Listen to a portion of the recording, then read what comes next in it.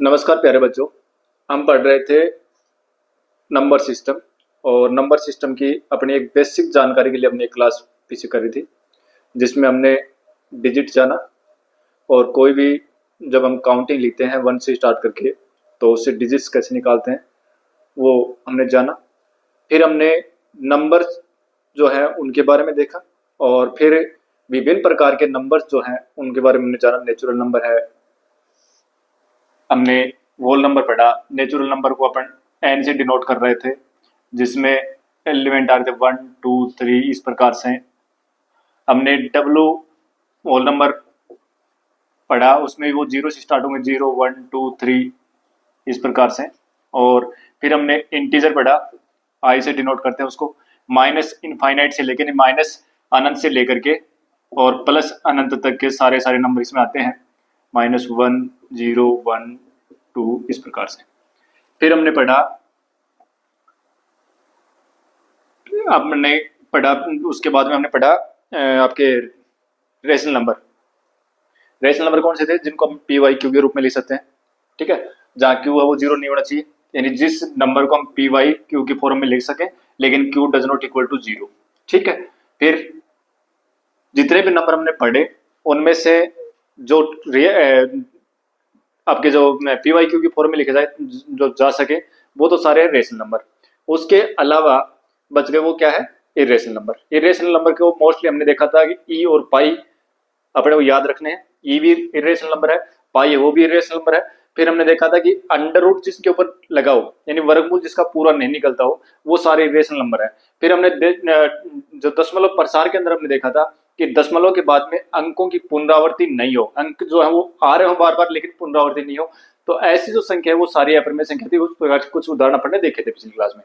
अब उसी क्रम को हम आगे बढ़ाते हैं। इन सभी को यानी आपके नेचुरल वोल इंटीजर ये सारे सारे किस में आएंगे, ये सारे सारे क्यू हैं, यानी सारे सारे चाहे एन हो चाहे डब्ल्यू हो चाहे आई, ये सारे एलिमेंट जो है वो सारे क्या हैं, रेशनल नंबर तो हैं, ठीक है। इनके अलावा कुछ नंबर बचे थे जो मैंने बताया था आपको। इरेशनल के लिए क्या लिखा था, एक तो पाई लिखा था, एक ई लिखा था, एक अपन ने जैसे √2 है, √3 है, 3 की पावर 1/4 है, 6 की पावर 1/9 है, ये सब अपरिमेय संख्याएं हैं, ठीक है। उसके बाद में इन सभी को अगर मिला दें चाहे रेशनल हो चाहे इरेशनल हो, उनको हमने कहा था रियल नंबर, वास्तविक संख्या, जिसको अपन आर से डिनोट कर रहे थे, ठीक है। तो और फिर ये कहा कि रियल नंबर सभी को रियल कह दिया तो फिर इसके बाद में इनको सभी को रियल करने की जरूरत क्या पड़ी, क्या इसके अलावा कोई और भी नंबर थे, तो वहां पर उसकी भी हमने चर्चा करी थी कि जैसे वर्गमूल के अंदर -2 आ गया तो वर्गमूल वाली संख्या अगर माइनस के अंदर वर्गमूल आ रहा है, वर्गमूल में माइनस की संख्या आ रही है, तो वो क्या है, वो रियल नंबर नहीं है, वो इमेजिनरी नंबर होते हैं, काल्पनिक संख्या होती है, जिनके बारे में पढ़ो यहाँ पढ़ना नहीं है। काल्पनिक संख्या अभी हम आगे क्लास शुरू करेंगे जिसमें 11th क्लास में टॉपिक है अपना कॉम्प्लेक्स नंबर, उसी में जो वो शुरुआत जो वो इसी से करेंगे उसकी, ठीक है। तो वो क्लास 10th के लेवल की बात नहीं है, वो 10th से मतलब वो 11th से 12th की जहां मैथमेटिक्स आएगी 11th के बाद ये, तो वहां वो चीज जरूरत पड़ती है अपने को। अब देखो हम बात पहुंच गए थे रियल नंबर के पास, यानी जो भी कुछ हम देख रहे हैं, जो भी नंबर हम काम में ले रहे हैं वो सारे सारे क्या है, रियल नंबर है। यही हमने देखा कि जो भी जितने भी नंबर हम काम में ले रहे हैं वो सारे सारे क्या है, रियल नंबर, इन वास्तविक संख्या है। वो कोई भी संख्या बोले वो सारी सारी वास्तविक संख्या है, ठीक है। अब इन वास्तविक संख्याओं के अंदर हमने क्या पढ़ा था, कुछ बेसिक बातें कर लेते हैं कि सबसे पहले तो अपन सम संख्या, एक विषम संख्या, यानी कि सम संख्या मतलब आपके इवन नंबर और विषम ओड नंबर, ठीक है। मैं हिंदी में लिखूंगा, इंग्लिश वर्ड मैं इनके बोलूंगा, बाकी जो है वो तो इंग्लिश वर्ड साथ साथ बोलते जाऊंगा तो समझना है।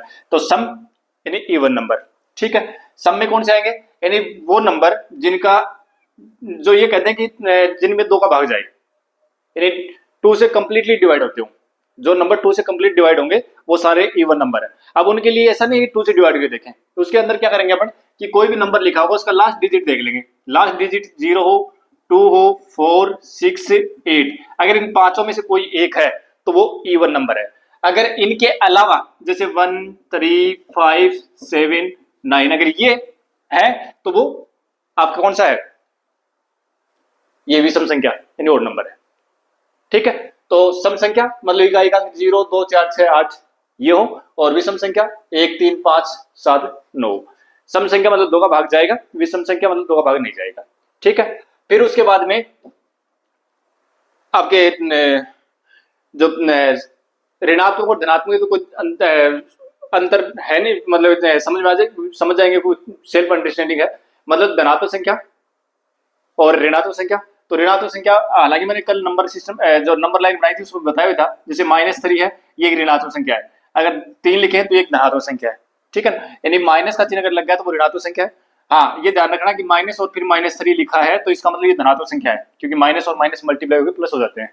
ये भी अपन पढ़ेंगे, लेकिन एक बार इतना पढ़ते हैं, उसके बाद सारी चीजें आएंगी सारी, क्योंकि सब कुछ जो पढ़ देंगे हम टोटल नंबर सिस्टम ही आएगा ये। अब चलते हैं आगे। उसके बाद में जो सबसे महत्वपूर्ण बात है वो है अभाज्य संख्या। अभाज्य संख्या, प्राइम नंबर, अभाज्य संख्या, प्राइम नंबर। अभाज्य संख्या यानी प्राइम नंबर। अभाज्य संख्या कौन सी होती है? यानी वे संख्याएं जिनके केवल 2 गुणनखंड हो, यानी जिनमें केवल 2 संख्या का भाग जाता हो, या तो जाएगा 1 का और या जाएगा खुद का, बाकी किसी का भी भाग उनमें नहीं जाएगा। यानी वे सारे के सारे जो नंबर हैं वो आपके प्राइम नंबर कहलाएंगे यदि वो 1 और सेल्फ से ही डिवाइड हो रहे हो, बाकी किसी से डिवाइड नहीं होते हो, यानी एक और खुद का ही भाग जाए। ठीक है, जैसे मैंने लिखा कि 5 लिखा, अब 5 में भाग जाएगा किसका? एक तो एक का भाग चला जाएगा, एक का तो सभी में जाता है, ठीक है, और एक 5 का चला जाएगा, एक का भाग सभी में जाएगा और खुद का भाग सभी में जाएगा, लेकिन इसके अलावा किसी का भाग नहीं जाएगा। तो 5 में तो एक का जाएगा, 5 का जाएगा, और किसी का तो जाता नहीं है। तो यानी कहने का मतलब यही कि इसके 2 ही गुणनखंड हो गए, एक तो 1 हो गया, एक 5 हो गया, यानी जिन संख्या का भाग जाएगा उनके गुणनखंड होते हैं। लेकिन जैसे मैं यहाँ 8 लिखता हूँ, अब 8 में किसका भाग जाएगा? 1 का भी जाएगा, 2 का भाग 2 का भी जाएगा, 4 का भी जाएगा और 8 का भी जाएगा। तो इसमें क्या हो गया कि 1 का भी जा रहा है, 8 का खुद, ये तो है ही, खुद 1 का भी जा रहा है, खुद का भी जा रहा है, लेकिन इसके अलावा 2 और 4 का भी तो भाग जा रहा है ना। तो इसलिए ये तो आपका प्राइम नंबर नहीं है, लेकिन ये प्राइम नंबर है। तो प्राइम नंबर कौन से हो गए? यानी जिनमें या तो खुद का भाग जाएगा और या फिर 1 का भाग जाएगा। तो सबसे छोटा प्राइम नंबर है वो कौन सा है? 2, आपके 3, 5, मतलब 2 से बाकी आगे बढ़ते चले जाएंगे। ठीक है, तो 2 3 5 7, फिर 11 13 17 19 23, ये सब प्राइम नंबर है। यदि ये संख्या वो है जिनमें खुद का भाग जाएगा, या तो खुद का जाएगा या 1 का भाग जाएगा। तो प्राइम नंबर कौन से होंगे? यानी वे नंबर जिनमें खुद का भाग जाएगा या फिर 1 का भाग जाएगा, इसके अलावा किसी का भी भाग नहीं जाए, वो संख्या जो है वो प्राइम नंबर है। यानी यूं कह दो ना कि किसी का भाग नहीं जाए, ऐसी संख्या जिनमें किसी का भाग नहीं जाए। किसी का भाग मतलब खुद का, 1 का तो सभी में जाता ही है, तो वो तो सोचना ही क्या है, वो तो सभी में होगा, 1 का भाग भी जाएगा सभी में और खुद का भी जाएगा।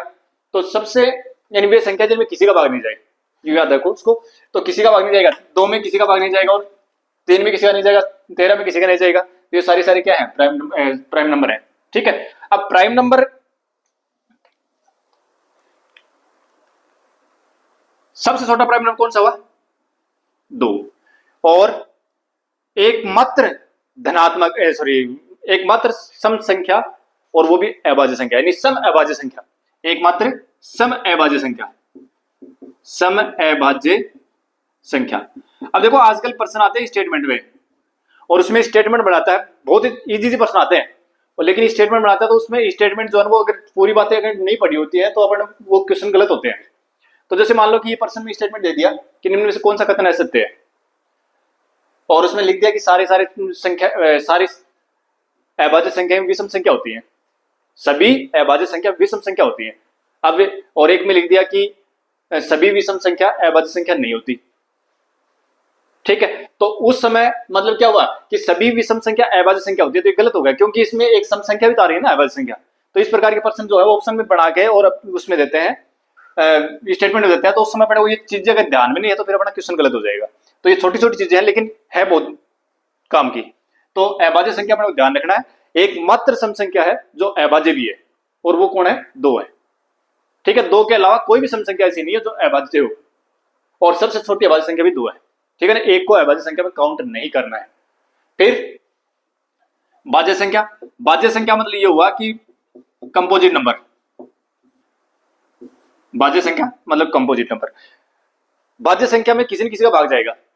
जैसे मान लो कि मैंने लिखा 10 लिख दिया, अब 10 में देखो दो, एक का 10 का तो जाना ही है, वो तो सोचना ही नहीं है, लेकिन इसमें 2 का तो भाग जा रहा है ना, इसमें 5 का भाग जा रहा है, तो किसी एक का चला जाए, बस एक का चला गया, कोई भी एक संख्या का भाग चला जाए, मतलब खुद का और एक के अलावा किसी का भाग चला जाए, तो वो संख्या जो कौन सी होंगी, अपनी भाज्य संख्या हो जाएंगी। तो भाज्य और अभाज्य संख्या समझ में आ गई। यानी भाज्य संख्या जिसमें किसी का भी भाग चला जाए वो भाज्य संख्या, और जिसमें किसी का भाग नहीं जाए वो अभाज्य संख्या। अब यहाँ पर एक शब्द और लिखना है, वो अपने को ध्यान रखना है, ध्यान रखना है, ठीक है। स अभाज्य संख्या, स अभाज्य संख्या, स अभाज्य संख्या, ठीक है। ये तो अपने उसमें 6, 7, 8 की बुक्स में मिल जाते हैं। एक ये नाम भी मिलेगा, ठीक है। सहभाज्य संख्या, को प्राइम नंबर, को प्राइम नंबर,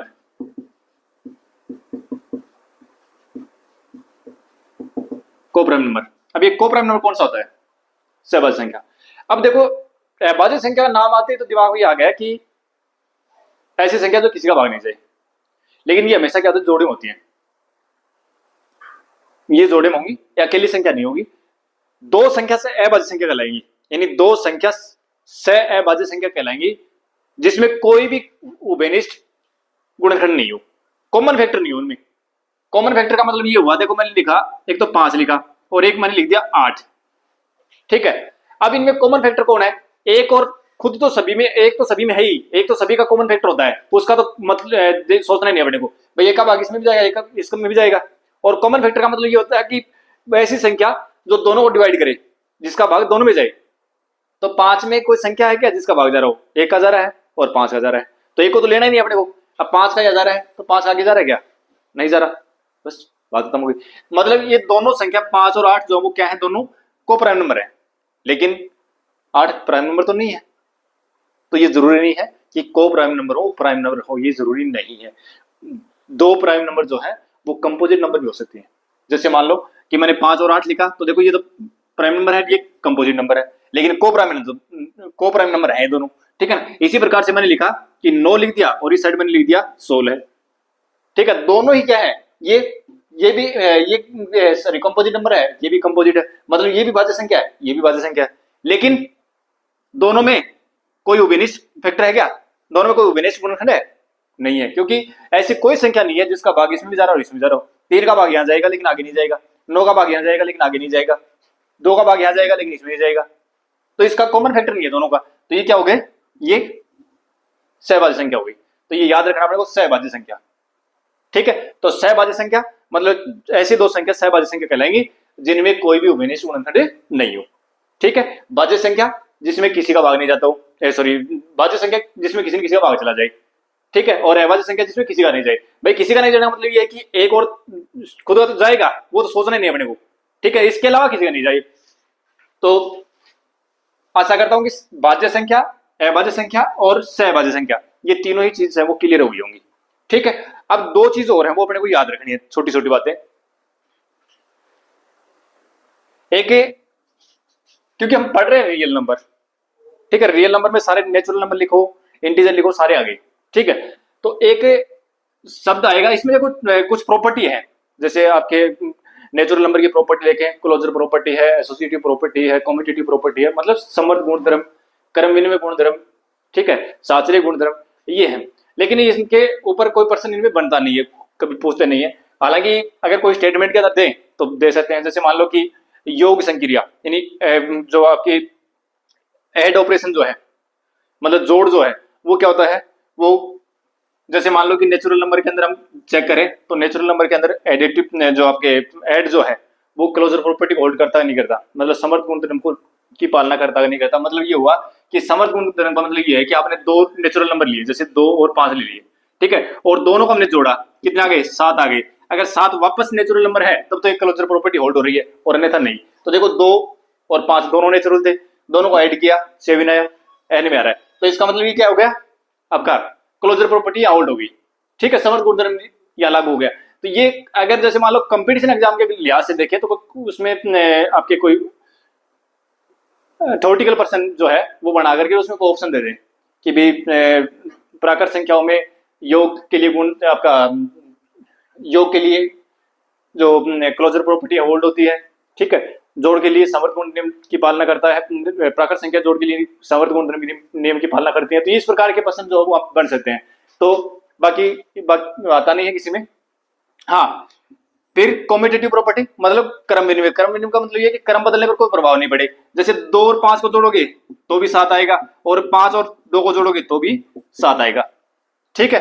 तो जोड़ के अंदर जो है ना वो क्रम विनिमय नियम लागू होता है। जोड़ और गुणा में हमेशा याद रखना, जोड़ और गुणा में हमेशा क्रम विनिमय नियम लागू होता है, चाहे कोई भी नेचुरल नंबर हो, चाहे आपके कोई सी नंबर हो। यानी प्रत्येक रियल नंबर की बात कर रहे हैं, रियल नंबर में सभी आ जाएंगे। तो रियल नंबर के अंदर एसोसिएटिव प्रॉपर्टी भी होल्ड होती है, सॉरी आपका क्लोजर प्रॉपर्टी मतलब समवर्त गुणधर्म। समवर्त गुणधर्म है वो भी पालना करता है। एक क्रम विनिमय है, क्रम विनिमय यानी कम्यूटेटिव प्रॉपर्टी वो भी पालना करती है। क्रम विनिमय मतलब क्रम बदलने पर फर्क नहीं पड़े, यानी 2 और 5 को जोड़ा तो 7 आया, और 5 और 2 को जोड़ा तो भी 7 आएगा, ठीक है। फिर आता है एक आपके साचर्य गुणधर्म। साचर्य गुणधर्म, साचर्य में क्या होता है, एसोसिएटिव प्रॉपर्टी जिसको बोलते हैं। जैसे मान लो आपने पहले 2 और 3 को जोड़ा और फिर इसमें 4 जोड़ दिया, तो देखो कितना है, 2 और 3 5, 5 और 4 9। और एक बार आपने क्या किया कि पहले 3 और 4 को जोड़ा, 3 और 4 को जोड़ा और फिर 2 जोड़े तो भी 9 आएगा, ठीक है। यानी 2 और 3 को जोड़ा फिर 4 जोड़ा तो भी 9, और 3 और 4 को जोड़ा फिर 2 जोड़ा तो भी 9। तो ये इसको बोलते हैं साचरी नियम, ठीक है। तो वास्तविक संख्या के लिए, वास्तविक संख्या में आपके प्राकृत संख्या, पूर्ण संख्या सभी आ गई, ठीक है ना। तो वास्तविक संख्या के लिए आपके क्लोजर प्रॉपर्टी वो भी होल्ड होती है, क्रम विनिमय नियम वो भी लागू होता है, साचरी नियम वो भी लागू होता है, ठीक है। उसके बाद में मतलब जोड़ के लिए, योग के लिए, योग संक्रिया के लिए, ठीक है। गुणा संक्रिया के लिए, गुणा के लिए समवर्ती नियम की पालना होगी, क्रम विनिमय नियम की पालना होगी, और साचरी नियम की भी पालना होगी गुणा के लिए भी, ठीक है ना। यानी जोड़ और गुणा के लिए ये नियम की पालना होगी, ठीक है। बाकी आपके व्यवकलन के लिए नहीं, बाकी के लिए जो है आपके सब्ट्रैक्शन के लिए नियम की पालना हो ये आवश्यक नहीं है, ठीक है। तो आशा करता हूं कि समझ में आ गया होगा। अब बात जो सबसे महत्वपूर्ण बात बतानी है वो ये है कि एक नाम आता है तत्समक अवयव, आइडेंटिटी एलिमेंट, ये नाम आता है और ये अपने को याद रखना है। वास्तविक संख्या के लिए आपको अगर ये पूछे कि योज्य तत्समक, योज्य तत्समक, योज्य तत्समक का मतलब है एडिटिव आइडेंटिटी, ठीक है ना। इसको डिनोट करते हैं, और ऐड के लिए लिख रहे हैं तो ए लिख देता हूं नीचे, ठीक है ना, एडिटिव आइडेंटिटी। इसका मतलब क्या होगा, यानी जोड़ के लिए और आपको तत्समक अवयव ढूंढना है। तत्समक अवयव का मतलब क्या होता है पहले देखो।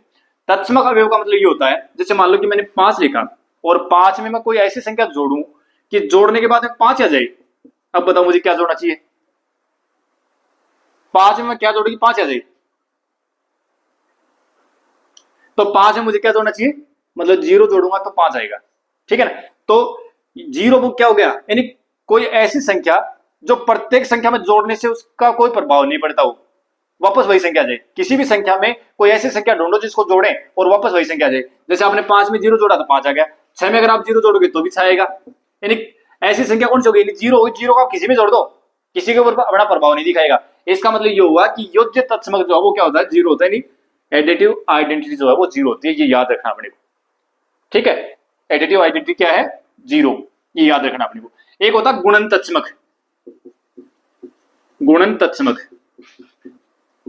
गुणन तत्समक जो है वो क्या होता है, जिसको अपने लिखते हैं आइडेंटिटी मल्टीप्लिकेटिव लिखते हैं, ठीक है ना, मल्टीप्लिकेशन के लिए आइडेंटिटी। मतलब ये हुआ कि आप जैसे 5 लिया आपने और इसको कोई ऐसी संख्या से गुणा करोगे वापस 5 आ जाए। यानी इस 5 को आप कोई ऐसे नंबर से मल्टीप्लाई करो कि वापस 5 आए। किससे करें, 5 आना चाहिए, किससे करें, 1 से। तो 5 को अगर 1 से मल्टीप्लाई करोगे तो क्या आ जाएगा, 5 आ जाएगा, ठीक है। तो 1 से अगर किसी को मल्टीप्लाई करें तो कोई फर्क नहीं पड़ेगा। तो इसका मतलब क्या हुआ कि 1 जो है वो क्या हो गया, मल्टीप्लिकेटिव आइडेंटिटी हो गया। तो ये अपने को सीधा याद रखना है कि योग के लिए जो तत्समक अवयव होता है वो तो क्या होता है, 0 होता है, और गुण के लिए क्या होता है, 1 होता है, ठीक है। ये अपने को याद रखना है।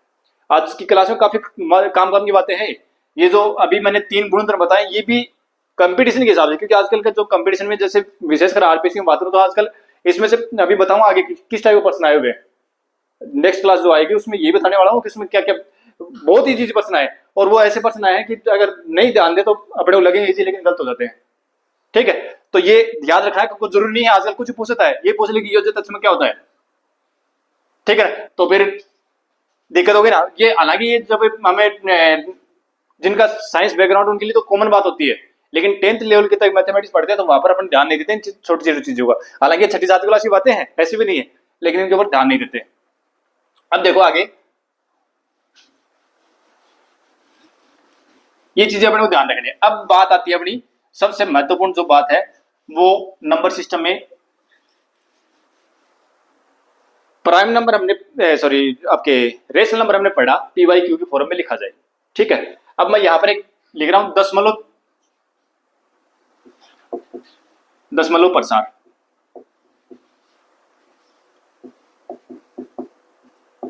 Decimal expansion. देखो क्या है,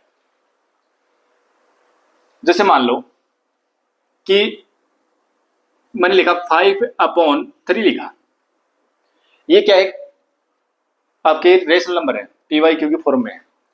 लेकिन अगर इसका डेसिमल एक्सपेंशन लिखे, दशमलव प्रसार इसका लिखे, तो हम क्या करते हैं 5 को 3 से डिवाइड करते हैं और डिवाइड करते जाओ कि भी 3 1 जा 3, फिर 2 बचेंगे, फिर पॉइंट लगाओ 0 6 3 18, फिर 2 बचेंगे, फिर 0 6 3 18, इस प्रकार से चलता रहेगा। हर बार जो शेष वाला वो कितना आता जाएगा, नीचे 2 आता जाएगा। मतलब इसका आपने दशमलव प्रसार लिखा 1.66 इस प्रकार से लिखा, इसको बोलते हैं दशमलव प्रसार। ठीक है, अब इसके ऊपर बहुत ज्यादा प्रश्न आ रहे हैं। ये जो दशमलव प्रसार है इसके ऊपर बहुत ज्यादा प्रश्न आ रहे हैं और अच्छे अच्छे प्रश्न आते हैं। तो दशमलव प्रसार समझ में आ गया, यानी आपको कोई भी रेशनल नंबर मिलेगी लिखा हुआ मिलेगा, उसको आप दशमलव प्रसार में भाग की क्रिया से आप उस दशमलव प्रसार में बदल सकते हो। लेकिन कई बार ऐसा होगा कि बिना भाग की क्रिया, क्योंकि वहां परीक्षा के अंदर अपने पास जो है वो टाइम नहीं होता। सबसे बड़ी बात है कि क्वेश्चन आते हैं लेकिन टाइम नहीं होता, और जो टाइम को मैनेज करता है वही एग्जाम फाइट करता है। तो जो जितने उस टाइम में जितने ज्यादा क्वेश्चन करता है ना वही, हालांकि उसमें क्वेश्चन आते हैं मैथमेटिक्स जो आते हैं वो लगभग आते हैं सभी को। भाई जब से मान लो कि 100 क्वेश्चन 10th लेवल की अगर मैथमेटिक्स की बात करूं तो 100 क्वेश्चन अगर मैथ उसमें से 50 क्वेश्चन अगर मैथ के आ रहे हैं, तो अगर जो अच्छे से तैयारी किया है उसमें से 45 क्वेश्चन तो सभी को आ रहे हैं। लेकिन बात यह कि उसमें अटेम्प्ट कितने करेंगे, तो कुछ जो वो 45 अटेम्प्ट कर देते हैं, कुछ ऐसा है कि वो 50 के 50 भी अटेम्प्ट कर देते हैं, कुछ ऐसे होते हैं जो 20 भी नहीं कर पाते उसी टाइम में। हालांकि जो 20 कर रहे हैं उसको भी आ रहे हैं वो, लेकिन वो अटेम्प्ट नहीं कर पाते। तो परीक्षा बस यही है कि इसमें आप कितने अटेम्प्ट करते हो, मेन चीज वही है। तो देखो दशमलव के प्रसार की हम बात कर रहे थे। अब ये दशमलव प्रसार जो है ना ये 2 प्रकार का होता है। 2 प्रकार है, कौन कौन सा? तो दशमलव प्रसार समझ में आ गया कि आपको 5/3 अपने कोई आपका रेशनल नंबर था उसको हम इस प्रकार से लिख सकते हैं। और एक मैं देखो और लिख देता हूँ, यही लिख देता हूँ, जैसे मान लो कि मैंने लिखा 5/8 लिख देता हूँ। ठीक है, अगर इसको हम लिखेंगे तो क्या आएगा, देखो 5 को डिवाइड करते हैं 8 से, तो पॉइंट और फिर 0 लगाओ, 8 6 48, फिर 2 बचेंगे, 8 2 16, फिर 4 बचेंगे और 8 5 40। ठीक है, शेषफल जो वो 0 आ गया। लेकिन यहाँ शेषफल देखो सभी जगह 2 आ रहा था आगे, बाकी क्रिया खत्म नहीं हुई थी, इसमें बाकी क्रिया खत्म हो गई, शेषफल 0 आ गया। शेषफल 0 आ जाए बाकी क्रिया खत्म हो जाएगी। तो इसका जो दशमलव प्रसार है वो क्या आ गया 0.625। इसका दशमलव प्रसार 1.66 आगे चल रहा था, यानी हर बार 6 आएगा आगे। अब देखो आपने 2 चीज देखी है कि एक में तो क्या रहा है दशमलव प्रसार लगातार चल रहा आगे, अंक आ रहे हैं आगे, और एक में क्या हो गया दशमलव के बाद में अंकों का आना बंद हो गया। एक में दशमलव के बाद में अंक आ रहे हैं और एक में दशमलव अंकों का आना बंद हो गया। तो इसका मतलब 2 ही बात होंगी, या तो दशमलव के बाद में अंक आते रहेंगे या दशमलव के बाद में अंक नहीं आएंगे। ठीक है, अब दशमलव के बाद में अंक नहीं आएंगे इसका मतलब अंक आना शांत हो गए भाई, नहीं आ रहे हैं तो शांत हो गए, तो नाम क्या है शांत। तो इसको क्या बोलते हैं, शांत दशमलव प्रसार बोलते हैं। यानी अंकों का आना अगर बंद हो जाए ना, बाकी क्रिया खत्म हो जाए, तो ये जो इस प्रकार का जो प्रसार है ना उसको क्या बोलते हैं, शांत प्रसार बोलते हैं, शांत प्रसार। ठीक है, और अंकों का आना बंद नहीं हो रहा है, बार बार आ रहे हैं, तो इसको क्या बोलते हैं, अशांत प्रसार। यानी शांत नहीं हुआ ये, अशांत प्रसार। अशांत प्रसार। ठीक है, मतलब टर्मिनेटिंग एक्सपेंशन और नॉन टर्मिनेटिंग। ठीक है, अब देखो इसमें तो शांत प्रसार में तो बस और क्या हो सकता है, दशमलव के बाद में अंक बंद हो गई तो फिर शांत हो गए, अब आगे क्या चलना है, कुछ नहीं चलना आगे। लेकिन इसमें और भी हो सकता है, क्या कि दशमलव के बाद में देखो यहां अंक दो चीजें हो सकती हैं, या तो दशमलव के बाद में अंकों का आना जैसे रुक जाए, जैसे मान लो कि मैं देखो ध्यान देना मैं कुछ लिख रहा हूं यहां, जैसे मैंने लिखा कि 1.666 ये लिखा, ठीक है, और आगे चल रहे हैं, और एक मैंने लिखा 1.606060 और एक मैंने लिखा 1.123 और एक और लिखा मैंने 1.10100 फिर 10000 फिर 1 और इस प्रकार से मैं आगे लिखता जा रहा हूं। ठीक है, अब देखो इसमें ध्यान से देखो एक बार कि यहां पहले में ये 4 लिखे मैंने, चारों में कुछ अंतर समझ में आ रहा है क्या? इसमें 3 एक जैसे है, एक अकेला एक जैसा है, 3 एक जैसे है इसमें। देखो इसमें दशमलव के बाद में एक अंक 6 वो बार बार आ रहा है, मतलब 6 रिपीट हो रहा है, 6 का यहाँ रिपीटेशन हो रहा है। ठीक है, रिपीट हो रहा है, बार बार आ रही है, इसका मतलब 6 की पुनरावृत्ति हो रही है। तो इस बात को मैं ये लिख सकता हूं कि भाई ये जो है ना ये हो गया 1.6 और ऊपर बार लगा दो, बार का मतलब है बार बार आना, पुनरावृत्ति। ठीक है, तो ये अंक जो है ना वो बार बार आ रहा है। ठीक है, इसमें मैंने लिखा कि 1.60 इसके ऊपर, क्योंकि यहां देखो 6 और 0 ये आ रहे हैं बार बार, 60 और इसमें नीचे वाला देखो 123 इसका मतलब इसको हम क्या लिखेंगे 1.123 के ऊपर बार। लेकिन नीचे जो है ना उसमें ऐसा नहीं है, उसमें क्या लिख सकते हैं कैसा कि किसी अंक की बार बार पुनरावृत्ति हो रही है। हाँ, अंक तो वही 0 और 1 आ रहे हैं, लेकिन यहाँ 0 1 है, 1 0 है, फिर 1 00 आ गया, फिर 1 000 आ गया। तो एक जैसे अंकों की तो पुनरावृत्ति नहीं हुई। या देखो 3 अंकों की पुनरावृत्ति हो रही थी, या 2 की हो रही थी, या 1 की हो रही थी, तो यहां तो पुनरावृत्ति हो रही थी और नीचे वाले में पुनरावृत्ति नहीं है। ठीक है, तो देखे तो दोनों प्रसार तो दोनों में अशांत है, अशांत है मतलब या रुकेगा नहीं, दशमलव के बाद पॉइंट नंबर आते रहेंगे, दशमलव के बाद डिजिट आते रहेंगे, तो प्रसार तो नहीं रुकेगा, खत्म तो नहीं हो गई। लेकिन इसमें क्या हुआ, इसमें जाकर के तो क्या हो गया कि अंकों की पुनरावृत्ति हो गई, इसमें अंकों की पुनरावृत्ति नहीं हुई। इन तीनों में तो अंकों की पुनरावृत्ति हो रही है और नीचे वाले में अंकों की पुनरावृत्ति नहीं हुई, मतलब इन तीन में तो क्या रहे हैं कि या तो 1 अंक की पुनरावृत्ति हो रही है, या 2 अंक की हो रही है, या 3 अंक की हो रही है, लेकिन इसमें पुनरावृत्ति नहीं हो रही है। तो अब क्या करें? अब बात यह है कि इसका मतलब यह कि अशांत जो प्रसार है ना वो भी 2 प्रकार का हुआ। भाई अशांत तो है, यहाँ दशमलव के बाद में अंक जो वो आ रहे हैं, पॉइंट के बाद में डिजिट्स वो आ रही हैं, ठीक है, या रिपीट हो रहे हैं और नीचे वाले में रिपीट, मतलब इसमें तो रिपीटेशन है और इसमें रिपीटेशन नहीं है। ठीक है, तो क्या लिखेंगे इसको, यानी अशांत प्रसार है वो 2 प्रकार का होता है, 2 प्रकार आएंगे इसके। कौन कौन सा? एक तो हो जाएगा अशांत आवर्ती प्रसार, आवर्ती प्रसार। ठीक है, अशांत आवर्ती प्रसार, और दूसरा होगा अशांत अनावर्ती प्रसार। ठीक है, अशांत अनावर्ती प्रसार मतलब कि अशांति भी है और अनावर्ती भी है। देखो आवर्ती का मतलब बार बार आना और अनावर्ती का मतलब बार बार अंक जो है वो बार बार वही अंक नहीं आ रहे हैं। ठीक है, बार बार बदल के आ रहे हैं। ठीक है ना, अनावर्ती मतलब आवर्ती नहीं हो रही अंकों की। तो यहां पर अशांत प्रसार वो 2 प्रकार का हो गया, मतलब अशांत आवर्ती प्रसार और अशांत अनावर्ती प्रसार। ठीक है, और शांत प्रसार एक ही है कि दशमलव के बाद में अंकों की पुनरावृत्ति आनी बंद हो जाएगी। ठीक है, अब देखो कोई भी अगर आपको डेसिमल आपको फ्रैक्शन दी हुई मिले, यानी पीवाईक्यू के फॉर्म में कोई भी आपको रेशनल नंबर मिले, अब उसमें क्या होता है कि क्वेश्चन देता है अपने को और क्वेश्चन में लिखता है कि आपको डिवाइड नहीं करना है, डिवाइड नहीं करना है, बिना डिवाइड के चेक करना है कि आपको 3/125। पहली बात तो ये बताओ कि इसका जो प्रसार है वो शांत प्रसार होगा या अशांत प्रसार होगा, शांत प्रसार होगा या अशांत प्रसार होगा, और अगर अशांत प्रसार है तो फिर वो किस प्रकार का होगा। तो अपने को ये देखना है कि कोई भी अगर फ्रैक्शन दे रखी है तो उसका प्रसार शांत प्रसार होगा या अशांत प्रसार होगा। तो यहां पर देखो क्या करना है, अगर ऐसा क्वेश्चन आता है एग्जाम में कि कोई भी आपको फ्रैक्शन दी हुई मिलेगी, यदि कोई रेशनल नंबर परमेय संख्या आपको मिले, पी वाई क्यू के फॉर्म में आपको कोई संख्या लिखी हुई मिलेगी, ठीक है, तो आपको क्या करना है कि जो हर में जो संख्या होगी ना, हर में संख्या, इसके फैक्टर करने हैं, और इसके फैक्टर करने के बाद में अगर ये फैक्टर आए 2 की पावर m गुणा 5 की पावर n इस रूप में, मतलब कि इनके फैक्टर करें, उस फैक्टर में केवल 2 और 5 ही आए, इसके अलावा कोई संख्या नहीं आई, तब तो प्रसार होगा वो होगा शांत प्रसार। तब तो प्रसार कौन सा होगा? शांत प्रसार। शांत प्रसार। अगर नीचे ये जो एक नीचे जो संख्या है, इस नीचे वाली संख्या का अगर हम फैक्टर करें और फैक्टर करने के बाद में केवल अपने पास क्या है, 2 और 5 के गुणनखंड आए, यानी 2 और 5 आए, इसके अलावा कोई संख्या नहीं आई, तो फिर वो प्रसार होगा शांत। अगर इसके अलावा कुछ आ जाए, इसके अलावा कुछ आ जाए, जैसे मान लो कि आपने इसका 2 की घात m भी, मतलब 2 और 5 भी आ गए, ठीक है, 2 और 5 भी आ गए, या अकेला 2 भी आ गया, अकेला 5 भी आ गया, ठीक है। हाँ, ये ध्यान रखना कि 2 और 5 इनकी घातों के रूप में, या 2 अकेला 2 की घात के रूप में, यानी 2 के रूप में, या सारे गुणनखंड 2 के रूप में, 2 की घात के रूप में, या 5 की घात के रूप में, या दोनों की घात के रूप में, तब तो शांत प्रसार होगा।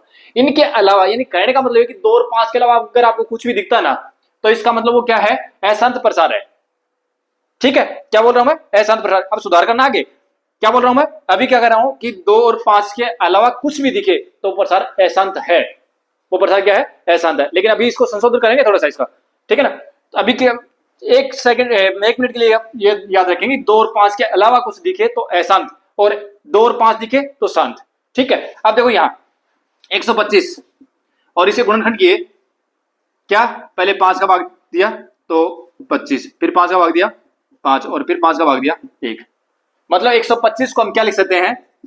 5 की घात 3 लिख सकते हैं। 3 बार आ गए तो 5 की घात 3 लिख सकते हैं, ठीक है। अब 5 की घात 3 लिख दिया, मतलब ये हुआ कि 3/5 की घात 3। अब नीचे चाहे तो 5 की घात आए, चाहे 2 की घात आए, या 2 और 5 की घात आए, इसके अलावा कुछ नहीं आए, तो प्रसार तो कौन सा होगा? मतलब ये तय हो गया कि ये प्रसार कौन सा है? शांत प्रसार है। भाई कौन सा प्रसार है? शांत प्रसार है, ठीक है। लेकिन अभी देखो मैं क्वेश्चन लिखूंगा, अभी मैंने नीचे क्या बताया कि 2 और 5 के अलावा कुछ और आ जाए, जैसे मैंने लिखा कि 3 बटे और 175, ये लिखा मैंने, ठीक है। तो देखो मैंने क्या लिखा, अब देखो इसके 175 के गुणनखंड करो, पहले क्या आता है, नीचे वाले गुणनखंड करना है, तो 2 का भाग जाएगा इसमें, 2 का नहीं जाएगा, सीधा 5 का भाग जाएगा, ठीक है ना, और किसी का नहीं जाएगा, तो 5 दिया 15 और 5 तो 35, फिर 3 का 5 का भाग जाएगा 7, और फिर 5 का भाग जाएगा 7 का भाग जाएगा 1, ठीक है। मतलब 175 को हम क्या लिखेंगे? 175 जो उसको हम लिखेंगे 3/175 को हम लिख देंगे 5 गुणा 5 गुणा 7, मतलब 3/5 गुणा 5, मतलब 5 2 बार गुणा है ना, तो इसके लिख देंगे 5 की घात 2 और गुणा 7। देखो देखिए क्या कहता कि 2 और 5 के अलावा कुछ और दिख जाए तो प्रसार कौन सा? 2 और 5 के अलावा कुछ और दिख जाए तो प्रसार कौन सा?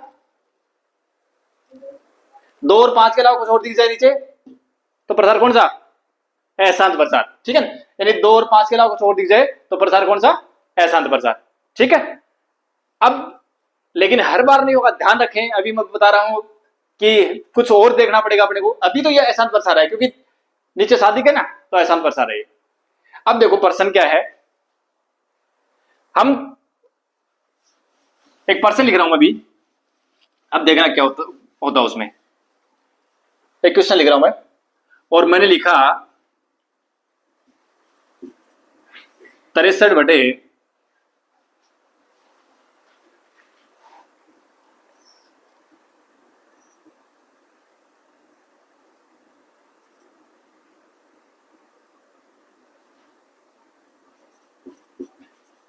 ये लिख दिया मैंने, 63/35 लिख दिया। अब मुझे डिवाइड नहीं करना है, बस केवल ये देखना है कि इसका प्रसार शांत होगा या अशांत होगा। डिवाइड नहीं करना, क्यों? डिवाइड करने तो टाइम लगेगा अपने को, तो अभी मुझे ये देखना है कि इसका प्रसार शांत होगा या अशांत होगा, ठीक है। अब मुझे क्या करना है कि सबसे पहला काम मेरा ये है कि नीचे जो संख्या दे रखनी है उसकी करना है गुणनखंड। अब गुणनखंड करने आने चाहिए, क्या? सबसे छोटी संख्या से भाग देना शुरू करेंगे सबसे पहले। तो 2 का भाग, तो इसमें जा रहा है क्या? तो 2 का भाग तो इकाई का अंक 0 2 4 6 8 हो, तो 2 का भाग जाएगा, तो 2 का भाग जाएगा इसमें, तो 1 7 5 0, फिर 2 का भाग चला जाएगा, ठीक है। तो ये 8, ये 7 और फिर 5, ठीक है। फिर 2 का भाग नहीं जाएगा। अब 3 का जा रहा है क्या? 3 का नहीं जा रहा है इसमें, सीधा 5 का भाग चला जाएगा। तो कितना हुआ? 5 एकम 5, और 5 7 35 और 5 में 25, फिर 5 से चला जाएगा 5 दिया 15 और 5 7 35, फिर 5 से चला जाएगा 7 और फिर 5 से 7 का चला जाएगा 1। ठीक है, अब देखो मैंने क्या लिखा, ध्यान दे इधर, देखो क्या लिखा मैंने, 35 को क्या लिखूंगा, 2 गुणा 2 गुणा 5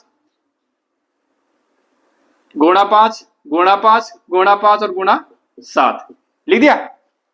ठीक है, अब क्या कहा था मैंने अभी थोड़ी देर पहले कि नीचे 2 और 5 के अलावा क्या नहीं हो, 2 और 5 के अलावा कुछ भी हो तो कौन सा प्रसार, भाई 2 और 5 हो तो शांत प्रसार, 2 और 5 हो तो मतलब केवल 2 और 5 हो तो शांत प्रसार, केवल 2 और 5 हो तो शांत प्रसार, 2 और 5 के अलावा हो तो अशांत प्रसार। ठीक है ना, अब देखो लेकिन यहाँ 7 दिख रहा है बड़े को, और इसलिए हम क्या कर रहे हैं कि अशांत प्रसार है, और परीक्षा में भी यही करते हैं कि इसका बस केवल फैक्टर करते हैं, नीचे दिखेगा 7।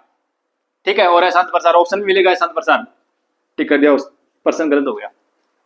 कैसे, उस समय ये देखना है, उस समय क्या देखना है, उस समय ये देखना है कि कहीं ये जो नीचे जिसके कारण अशांत बन रहा है कहीं ऊपर डिवाइड तो नहीं हो रहा। वो देखो 7 का भाग यहां चला जाएगा, 7 एकम 7 और 9 संते 63।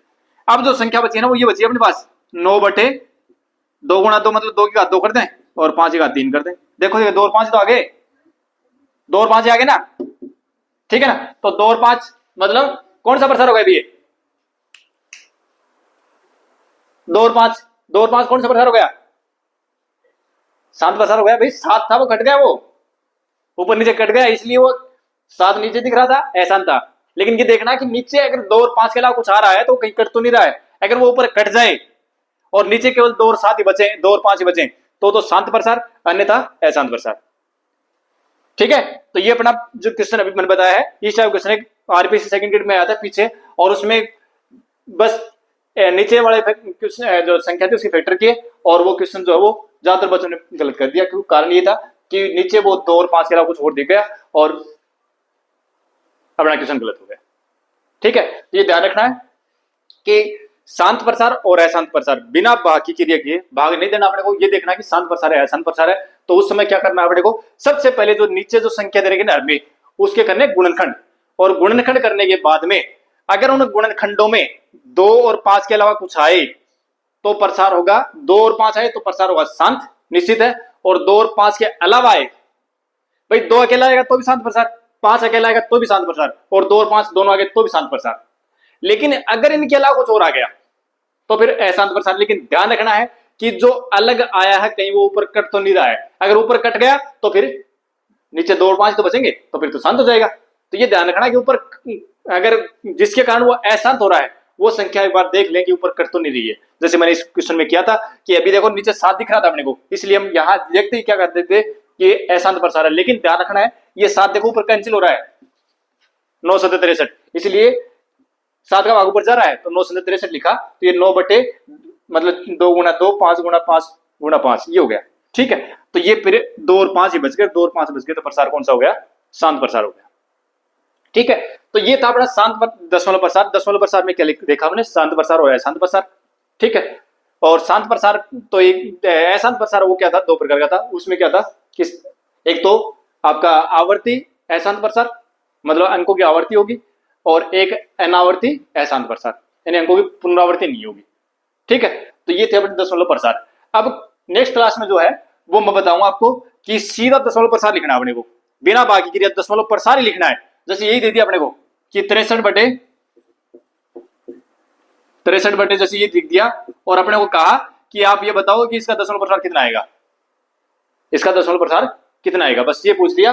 तो इसका दशमलव प्रसार हम बिना बाकी और सीधा दशमलव प्रसार लिखेंगे, वो अपन देखेंगे नेक्स्ट क्लास में। तो आज की क्लास को अपन यही देते हैं विराम, मिलते हैं नेक्स्ट क्लास में। Thank you.